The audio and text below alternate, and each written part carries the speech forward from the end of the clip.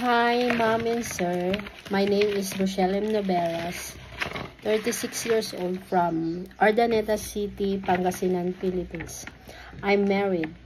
I have 4 children. The ages is, my eldest daughter is 17 years old. My second daughter is 12 years old. My third daughter is 7 years old. And my youngest daughter is 4 years old. My highest educational attainment is I am 2 years college graduate of nursing.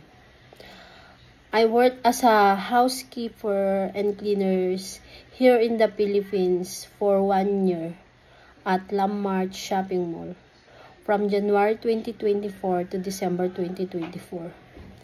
My duties and responsibilities are cleaning the office of the manager, supervisor, and staff in the morning, and also the restroom in the office.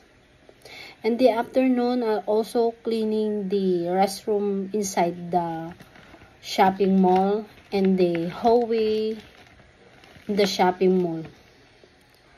My duty are 8 hours.